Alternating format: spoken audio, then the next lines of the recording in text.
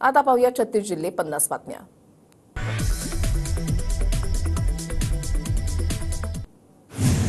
भावना गवळी आणि सदाभाऊ खोत यांच्याकडून वाशिमच्या पिंपरी इथल्या नुकसानग्रस्त भागाची पाहणी। वाशिममध्ये अतिवृष्टीमुळे सोयाबीनसह कपाशीचं मोठ्या प्रमाणात नुकसान। सततच्या पावसामुळे कपाशीची बोंड गळून पडू लागली। धुळे जिल्ह्यामध्ये शेतकरी संकटात। पुण्याच्या भोरमध्ये कृषी विभागाकडून शेतकऱ्यांना फवारणी पंपचं वाटप। ऑनलाईन अर्जातून तालुक्यामधील 61 शेतकऱ्यांची लॉटरी पद्धतीने करण्यात आली होती निवड। परभणी जिल्ह्यामध्ये एलदरी जलाशयामध्ये 94% पाणीसाठा। परभणी हिंगोली पाठोपाठ नांदेड जिल्ह्याच्या पिण्याच्या पाण्यासह सिंचनाचा प्रश्न मार्गी लागला।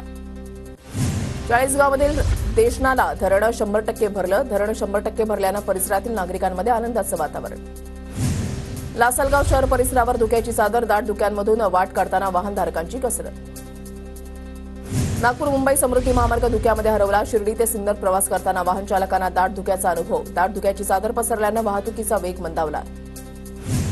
नंदुरबार बाजार समिती कांद्याची आवक कमी झाल्यानं भाव वाढले। किरकोळ बाजारपेठेमध्ये कांदा 100 रुपये किलोच्या घरात। नवी मुंबईच्या एपीएमसी बाजारामध्ये टोमॅटो, शिमला मिरची, फ्लॉवरच्या दरामध्ये 25 ते 30% वाढ। आवक घटल्यानं भाज्यांचे दर कडाडले।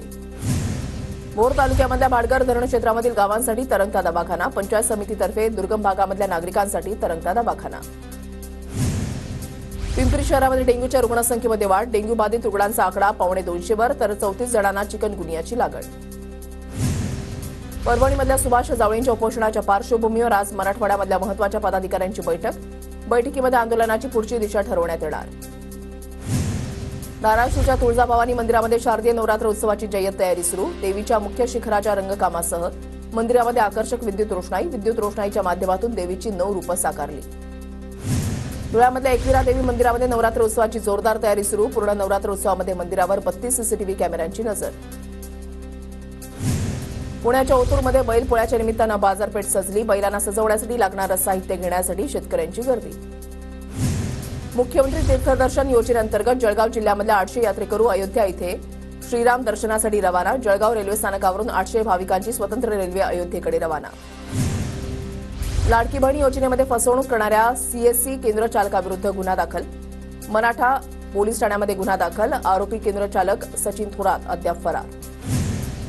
लाडकी बहीण योजनेच्या पार्श्वभूमीवर परभणीमध्ये शिंदे गटाकडून महिला मेळावा। आशाताई विचारेंनी महिलांसोबत साधला संवाद। भोर तालुक्यातून जाणाऱ्या महाड पंढरपूर महामार्गाच्या भूसंपादनाला शेतकऱ्यांचा विरोध। शेतकऱ्यांच्या शिष्टमंडळानं मंत्री नितीन गडकरींना भेटून भूसंपादन रोखण्याची केली मागणी। मुंबई ठाणेकरांना टोलचा आणखी भुर्दंड। वित्त विभागाच्या आक्षेपानंतर 40,000 कोटींच्या प्रकल्पांना मंजुरी। नंदुरबार जिल्ह्यामधल्या चांसैली घाटामध्ये दरड कोसळली। या घाटामध्ये वारंवार दरडी कोसळतात मात्र ठोस उपाययोजना नाही। पीएमआरडीएनं केलेल्या इंद्रायणी नदी प्रदूषणाच्या सर्वेक्षणामध्ये 15 गावांची नावं समोर। लोणावळा, कामशेत, देहूसह 15 गावांमुळे इंद्रायणी दूषित। सिंहगड रस्त्यावरील एकता नगरच्या पलीकडील कर्वेनगर वारजेच्या नदीपात्रामध्ये डंपर रिकामे करण्याचा प्रकार। नदीपात्रामध्ये भराव टाकण्यास सुरुवात।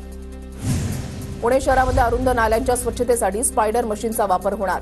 यासाठी 3.5 कोटी मंजूर। 5 निविदांना स्थायी समितीची मंजुरी। छत्रपती संभाजीनगरच्या पैठण तालुक्यामधल्या ढोरकीन शिवारामध्ये 3 लाखांचा गांजा जप्त। एमआयडीसी पैठण पोलिसांची कारवाई। बारामती तालुक्यामधल्या माळेगाव सहकारी साखर कारखान्याच्या सभेमध्ये गोंधळ। कारखान्याच्या 69व्या सर्वसाधारण सभेमध्ये गोंधळ झाल्यानंतर 2 गटाच्या वादामध्ये पोलिसांचा हस्तक्षेप। साताऱ्यामधल्या खंडाळा साखर कारखान्याच्या वार्षिक सभेमध्ये गोंधळ। 18 वर्ष करार वाढवल्याच्या मुद्द्यावरून सत्ताधारी विरोधकांमध्ये खडाजंगी। वर्धा जिल्ह्यामधल्या सिंधी रेल्वे विभागामधील शेकडो नागरिकांचा शरदचंद्र पवार गटामध्ये पक्षप्रवेश। ढोल ताशाच्या गजरामध्ये हिंगणघाट शहरामध्ये रॅली काढून मोठ्या संख्येनं पक्षप्रवेश। नांदेडमध्ये मुख्यमंत्री एकनाथ शिंदे यांच्या समर्थनार्थ बॅनर लावले। शिंदे सरकार मराठा सरदार अशा आशयाचं शहरातील बस स्थानक परिसरामध्ये बॅनर लावले। गोंदिया शहरामध्ये धनगर समाजाचा एसटी प्रवर्गामध्ये समावेश करण्याच्या मागणीविरोधात आदिवासी समाज आक्रमक। गोंदियामध्ये हजारो बांधवांकडून रस्त्यावर उतरत आंदोलन। हिंगोलीमध्ये खासदार नागेश पाटील आष्टीकर यांच्या विरोधात आदिवासी समाज आक्रमक। आष्टीकरांचा निषेध करत जागोजागी रास्ता रोको आंदोलन। धनगर समाजाला एसटी प्रवर्गातून आरक्षण देण्याची मागणी करताना आष्टीकरांनी मुख्यमंत्र्यांना लिहिलं होतं पत्र। चाळीसगावमध्ये एकलव्य संघटनेच्या नेतृत्वात आदिवासी समाज बांधवांकडून रास्ता रोको आंदोलन। धनगर समाजाला एसटी प्रवर्गातून आरक्षण देण्याला विरोध। नंदुरबारच्या शहाद्यामध्ये आदिवासी संघटनेकडून राज्य सरकारच्या विरोधात 1 दिवसीय धरणं आंदोलन। आंदोलकांकडून राज्य सरकारच्या विरोधात घोषणाबाजी। नाशिकमध्ये मनसेचा पालिका अधिकाऱ्यांना घेराव. मनसेच्या काळामधील बाळासाहेब ठाकरे शस्त्र संग्रहालयाच्या शिंदेंच्या हस्ते नव्यानं उद्घाटनाचा वाद. संग्रहालयामधील राज ठाकरेंच्या नावाची कोनशिला काढल्याचा मनसेचा आरोप. चंद्रपूरच्या नागभीडमध्ये पाणी प्रश्नावरून महिला काँग्रेसचा मोर्चा. सत्ताधाऱ्यांच्या मर्जीमधील पाणीपुरवठा योजना कंत्राटदारांना निकृष्ट काम केल्याचा काँग्रेसचा आरोप. तातडीनं कारवाई करण्याची मागणी. जळगावमधल्या बोदवड रेल्वे स्टेशनवर महत्त्वपूर्ण गाड्यांना थांबा नसल्यानं स्थानिक नागरिकांचं रेल्वे स्टेशनवर आंदोलन. रेल्वे पोलिसांनी बॅरिकेड लावून आंदोलन रोखलं. स्थानिक आमदारांच्या मध्यस्थीनं आंदोलन थांबवलं. अब्दुल सत्तारांच्या विरोधात सिल्लोडमध्ये हिंदुत्ववादी संघटनांचा मोर्चा. अब्दुल सत्तारांकडून विनाकारण गुन्हे दाखल करून त्रास दिला जात असल्याच्या विरोधात हिंदुत्ववादी संघटना आक्रमक. सोलापूरच्या पंढरपूरमधल्या मंगळवेढ्यामधल्या कृषी कार्यालयाला शेतकऱ्यांनी टाळं ठोकलं. 2018 पासून पीक विम्याची रक्कम मिळाली नसल्यामुळे शेतकरी संतप्त. अमरावतीला 4.2 रिश्टर स्केल भूकंपाचा धक्का. अमरावती जिल्ह्यामध्ये अचलपूर, चिखलदरा आणि अंजनगाव, सुरची परिसराला भूकंपाचे धक्के, तर अकोल्याच्या अकोट, तेल्हारा तालुक्यातही भूकंपाचे सौम्य धक्के जाणवल्याची अकोटचे तहसीलदार सुनील चव्हाण यांची माहिती. किल्लारी भूकंपाला 31 वर्ष पूर्ण. किल्लारी इथल्या स्मृतीस्तंभाला पुष्पचक्र अर्पण करून पोलिसांकडून हवेत फैरी झाडून मानवंदना. दिवसभर किल्लारीमध्ये बाजारपेठ बंद ठेवण्याची परंपरा. वर्ध्याच्या 10 वर्षाच्या भार्गवी चिंतावारची इंडिया बुक ऑफ रेकॉर्डमध्ये नोंद. पिरियॉडिक टेबलमधील 118 एलिमेंटची नावं अवघ्या 34 सेकंद 43 मिलीसेकंदामध्ये म्हटली. मागील 6 महिन्यांपासून रोज जवळपास 6 तासांचा सराव.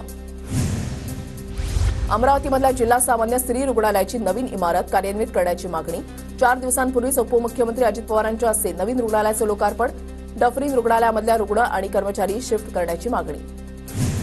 चिपळूण तालुक्यामधल्या भोसले घाटामधील मृतदेह प्रकरणाला वेगळं वळण. स्वप्नामध्ये मृतदेह आल्याचं सांगणारा योगेश आर्या बेपत्ता. योगेश आर्याने मृतदेह स्वप्नामध्ये आला नसल्याची दिली कबुली. सर्वोच्च न्यायालयाच्या निर्देशानुसार राज्यामध्ये विशेष शिक्षकांची पदं निर्मित करण्यात मान्यता. राज्यामध्ये 4,860 विशेष शिक्षकांची पदं भरणार. 7 ऑक्टोबरला मुख्यमंत्री आणि दोन्ही उपमुख्यमंत्री नांदेड दौऱ्यावर. नांदेडच्या नवा मोंढा मैदानावर लाडकी बहिणी योजनेचा कार्यक्रम.